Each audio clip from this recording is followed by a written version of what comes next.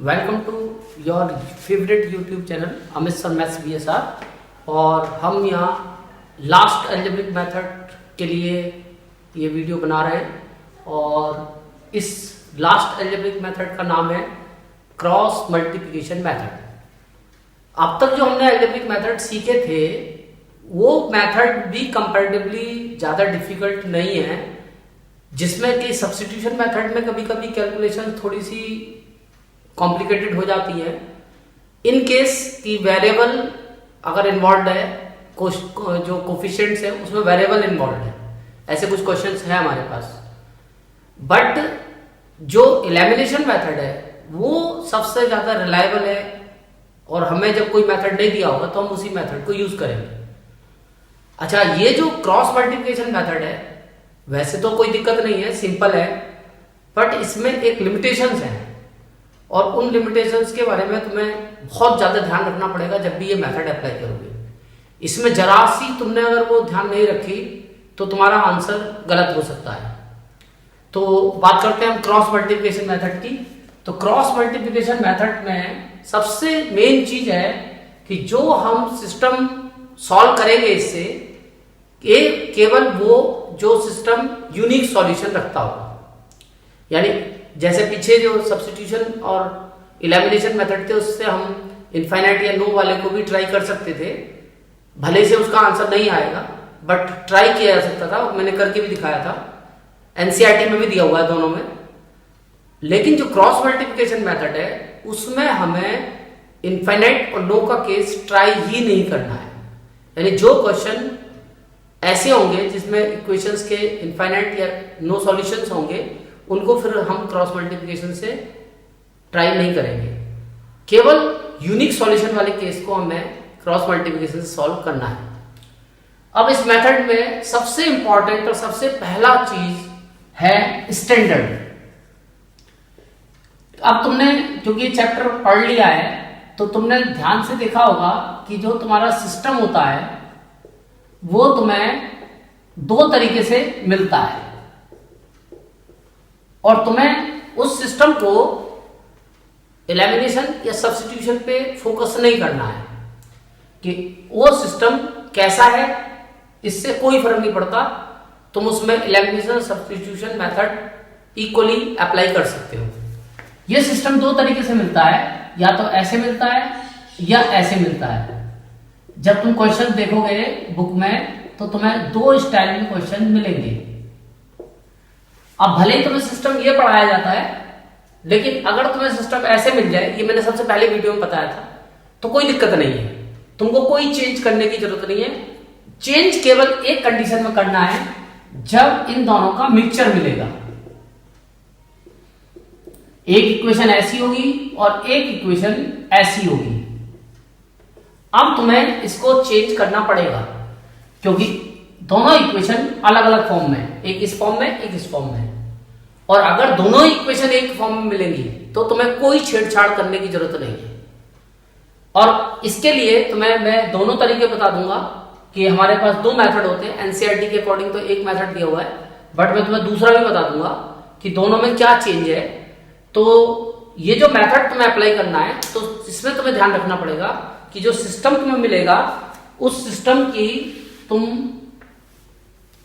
जो फॉर्म है सबसे पहले वो चेक करोगे कि सिस्टम तुम्हें किस फॉर्म में मिला है। अगर सिस्टम इस फॉर्म में मिला है तो कुछ तुम्हें इससे डिफरेंट करना पड़ेगा। और करना क्या है, जो वेरिएबल तुम्हें फाइंड करने हैं एक्स और वाई, वो दोनों वेरिएबल को यहां पे नोट कर लो।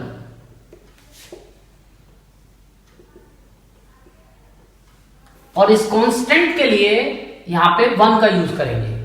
यानी जो फर्स्ट वेरिएबल है वो यहां, सेकंड वेरिएबल यहां, और इस कांस्टेंट के लिए 1।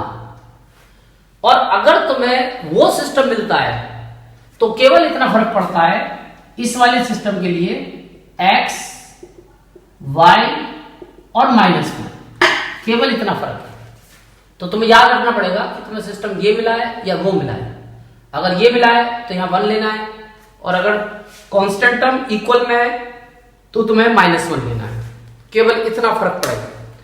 वैसे तुम एक ही चीज को फॉलो करके चल सकते हो अब मैं इसको भूल जाता हूं क्योंकि मैं एक के ऊपर काम करूंगा। एनसीईआरटी के अकॉर्डिंग हमें ये वाला सिस्टम दिया है, इस पे काम करेंगे।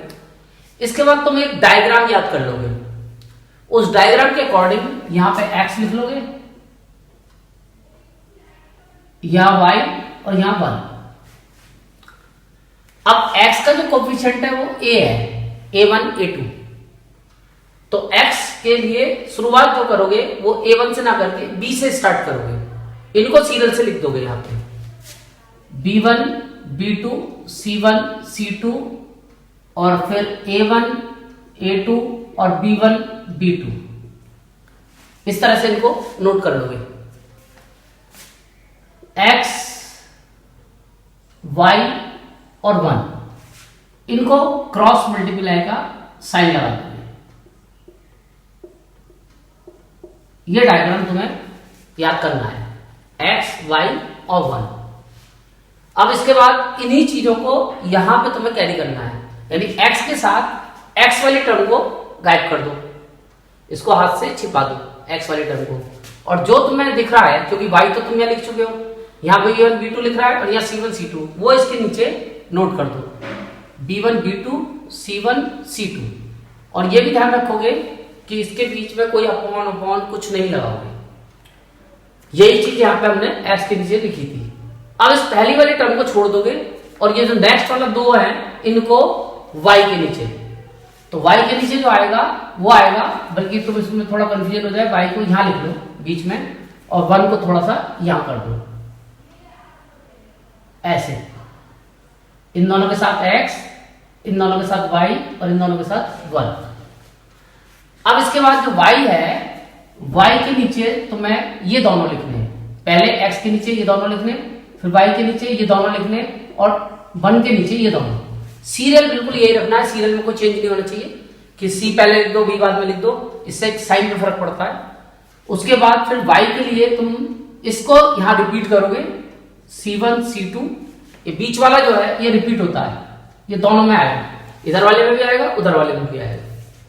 तो c1 c2 तो ये आ गया, यानी y को हम गायब कर देंगे, c1 c2 और a1 a2। उसके बाद फिर a1 a2 को तुरंत यहां रिपीट कर दोगे, a1 a2, और जब c को गायब करोगे तो a1 a2 b1 b2।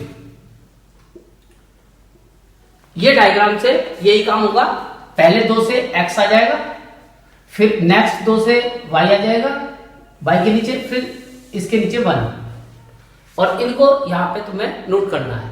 और ये काम बहुत ध्यान से होना चाहिए, सीरियल चेंज नहीं होना चाहिए। अब इसके बाद आता है मेथड का नाम, तो मेथड का नाम है क्रॉस मल्टीप्लिकेशन। अब हम वो करेंगे क्रॉस मल्टीप्लाई, पहले ऊपर से नीचे आएंगे, b1 c2 b1 c2 और मल्टीप्लाई ब्रैकेट में लिख लेंगे माइनस, फिर हम नीचे से ऊपर जाएंगे b2 c1 और बीच में b2 c1 और बीच में माइनस का साइन लगाएंगे, ये फिक्स है, इक्वल।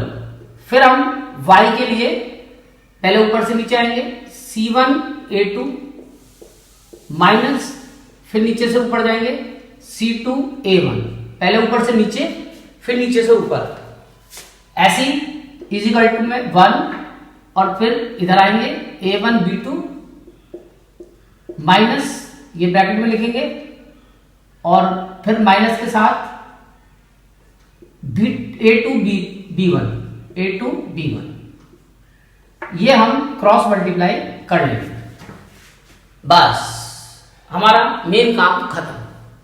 मल्टीप्लाई ब्रैकेट के अंदर लिखनी है, इसका ध्यान रखना है। इसके बाद फर्स्ट केस, 3 रेशो इक्वल है, इस सब में कोई फायदा नहीं है, रेशो 2 होने चाहिए। तो एक बार x को 1 के साथ यूज करेंगे, x upon b1 c2 minus b2 c1 is equal to 1 upon a1 b2 minus a2 b1। और इसको जब क्रॉस मल्टीप्लाई करोगे तो तुम्हें x की वैल्यू मिल जाएगी, x into a1 b2 minus a2 b1 is equal to 1 की इधर इंटू करोगे b1 c2 minus b2 c1 अब ये मल्टीप्लाई से डिवाइड हो जाएगा और ये x की वैल्यू में इसको बाहर डालता हूं, फाइंड हो जाएगी। यानी फाइनली x इक्वल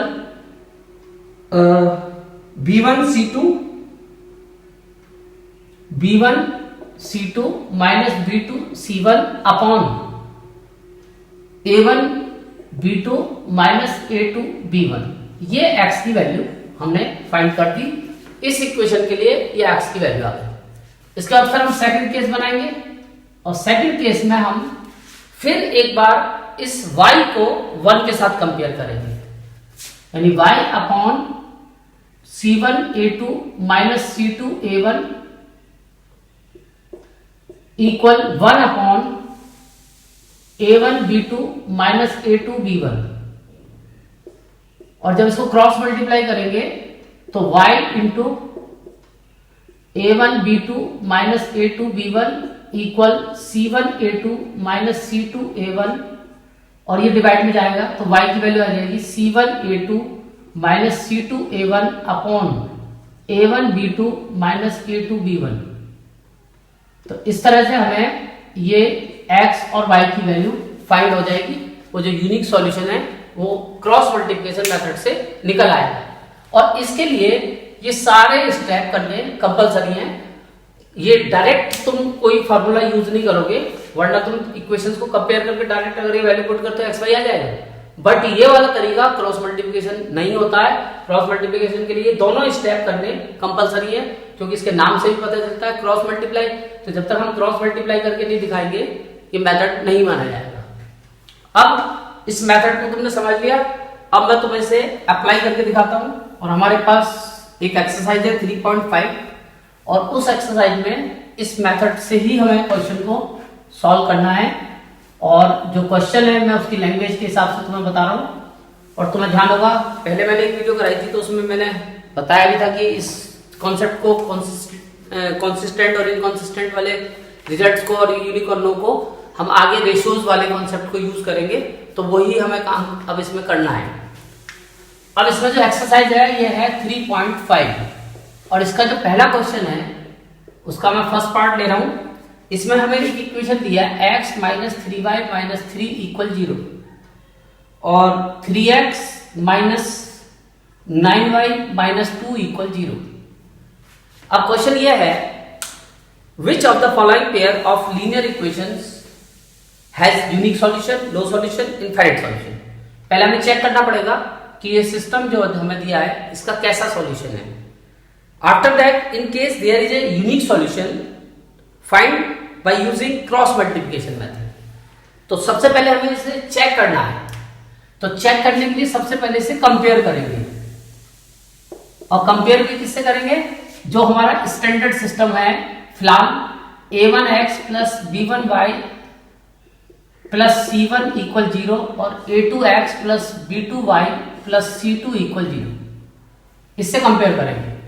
तो x के साथ जो यहाँ पे नंबर होगा वो a1 की जगह आएगा, a1 बराबर 1, b1 बराबर जो y के साथ है वो b1 होगा -3 और लास्ट में c1। ऐसे a2 इक्वल 3, b2 इक्वल -9 और c2 इक्वल -2। तो सबसे पहले हमने a1, b1, c1 की वैल्यू फाइंड करी। उसके बाद फिर हम चेक करेंगे सबसे पहले a1 upon a2, 1 upon 3, divide वगैरह कुछ नहीं करेंगे, इतना ही छोड़ देंगे। उसके बाद में फिर हम फाइंड करेंगे b1 अपॉन b2। तो b1 की वैल्यू है -3 और इसकी -9, माइनस से माइनस कट गया, 1 अपॉन 3। अब थोड़ी देर रुक के इन दोनों को कंपेयर करेंगे। अब हमारे पास दो ऑप्शन बनेंगे, या तो इक्वल होंगे या इक्वल नहीं होंगे। अगर इक्वल होंगे तो फिर हमें तीसरा भी निकालना पड़ेगा, यानी कि c1 upon c2, also c1 upon c2। तो c1 है -3 और c2 है -2, माइनस से माइनस कट जाएगा, 3 अपॉन 2। अब इनको एनालाइज करेंगे, ये दोनों इक्वल है और ये अलग है, यानी इसका मतलब ये हुआ कि a1 अपॉन a2 इक्वल है b1 अपॉन b2 के, बट ये डिफरेंट है c1 अपॉन c2 के। तो इसका मतलब सिस्टम हैज नो सॉल्यूशन। ये कंडीशन बैठती है नो सॉल्यूशन की, जो हम पीछे बता चुके हैं कि अगर तीनों इक्वल होते हैं तो इनफाइनाइट, और अगर a1/a2 इक्वल होता है b1/b2 बट नॉट इक्वल होता है c1/c2, तो इसका सिस्टम हैज नो सॉल्यूशन। तो अब ये नो सॉल्यूशन का केस आया है, तो अब आगे तुम्हें इसे सॉल्व करके एक्स वाई नहीं फाइंड करने, और क्वेश्चन यही बंद। अब इसके बाद आते हैं हम एक नेक्स्ट पार्ट पे, और हमारा नेक्स्ट पार्ट है इसका सेकंड पार्ट। अब इस सेकंड पार्ट को अगर हम देखें तो सेकंड पार्ट में हम देखते हैं कि क्वेश्चन लेता हूं मैं, क्वेश्चन नंबर फर्स्ट का सेकंड पार्ट। इसमें हमें एक पेयर दे रखा है 2x + y = 5 और 3x + 2y = 8। अब अगर मैं इसे चाहूं तो डायरेक्टली सॉल्व कर सकता हूं, और सिस्टम को हम इस तरह से भी यूज कर सकते हैं, दोनों इक्वेशन सही है, और चाहे तो हम इसे एनसीईआरटी के अकॉर्डिंग चले तो चेंज भी कर सकते हैं। तो अगर एनसीईआरटी के अकॉर्डिंग चलते हैं तो हमें इस 5 को इधर शिफ्ट करना पड़ेगा -5, और इस 8 को इधर लाना पड़ेगा -8। अब ये एनसीईआरटी के अकॉर्डिंग हो गया। अब इसके बाद सबसे पहले कंपेयर करके ऑन कंपेयरिंग, a1 हो गया 2, b1 हो गया, जब यहां कुछ नहीं होता y के साथ तो 1 मानते हैं, और c1 हो गया -5, a2 हो गया 3, b2 हो गया 2 और c2 हो गया -8। तो हमने सबसे पहले a1 b1 c1 a2 b2 c2 find कर लिए। अब इसके बाद हम सबसे पहले निकालेंगे a1/a2 2/3, बस इतना ही छोड़, लोएस्ट टर्म में आए छोड़ दो। उसके बाद हम निकालेंगे b1/b2 1/2। अब थोड़ी देर रुकेंगे, और रुकने के बाद इनको कंपेयर करेंगे कि इक्वल है या अनइक्वल है। तो इसका मतलब यहां पे हम देखते हैं आपकी बात कि ये अनइक्वल है। It means system has a unique solution, system का एक यूनिक सॉल्यूशन है, और unique solution can be find. इसको हम फाइंड कर सकते हैं, बट कंडीशन है कि हमें क्रॉस से ही फाइंड करना है। तो जो पहला वेरिएबल है उसे यहां लिख लो, दूसरा वेरिएबल यहां लिख दो, और कांस्टेंट के लिए 1। उसके बाद x के नीचे ये x का कोफिशिएंट छोड़ दो, b1 b2 और c1 c2 को यहां लिख दो। इसे याद भी कर सकते हो और समझ भी सकते हो कि x को छोड़ दो तो जो तुम्हें नंबर दिख रहा है वो नंबर लिख दो, फिर y को छोड़ दो, जो नंबर दिख रहा है वो नंबर लिख दो। लेकिन ये तुरंत पहले यहां फर्स्ट नंबर पे आएगा, -5 -8 और 2 3। इसको तुरंत यहां कैरी करना है 2 3। जब 1 के नीचे लिखेंगे तो कांस्टेंट को छोड़ देंगे, c को, पहले a छोड़ना है, फिर b छोड़ना है, फिर c छोड़ना है। तो इसमें c को छोड़ देंगे तो 2 3 और 1 2, जिससे स्टार्ट होगा वही एंड में आना चाहिए। अब इसके बाद फिर मेथड का नाम है क्रॉस मल्टीप्लिकेशन। अब हम क्रॉस मल्टीप्लाई करेंगे। तो क्रॉस मल्टीप्लाई में पहले ऊपर से नीचे, तो 1 × -8 यानी कि -8, फिर इसके बाद नीचे से ऊपर यानी 2 × -5 यानी -10। ये हमने सबसे पहले इधर कर लिया। इसके बाद फिर y के नीचे सबसे पहले ऊपर से नीचे -15, 5 3 जा 15 और 8 2 जा 16, -16। उसके बाद फिर 1 ऊपर से नीचे 2 2 जा 4 -3 1 जा 3। तो सबसे पहले हमें ये मल्टीप्लाई करनी है। उसके बाद अब इसे सॉल्व करना है, इसीलिए मैंने ब्रैकेट में कहा था मल्टीप्लाई लिखना है, क्योंकि अब ब्रैकेट को ओपन करके सॉल्व करना है। तो -8 + 10 माइनस प्लस, इधर y/-15 -+ और 1/4 - 3। अब इनको दोनों को सॉल्व कर लेंगे। तो x/10 - 8 2 = y/+16 -15 1 इक्वल 1/4 - 3 1। बस ये 3 स्टेप में 1 2 3 स्टेप के बाद फाइनल। अब इसके बाद फर्स्ट केस, एक बार x को इसके साथ रखेंगे कांस्टेंट के, x/2 इक्वल 1/1, क्रॉस मल्टीप्लाई करेंगे, x बराबर 2 आ गया पहला आंसर। उसके बाद फिर सेकंड केस, एक बार y को इस कांस्टेंट के इक्वल रखेंगे, दोनों को कांस्टेंट के साथ कंपेयर करना है, y/1 = 1/1, तो y = 1।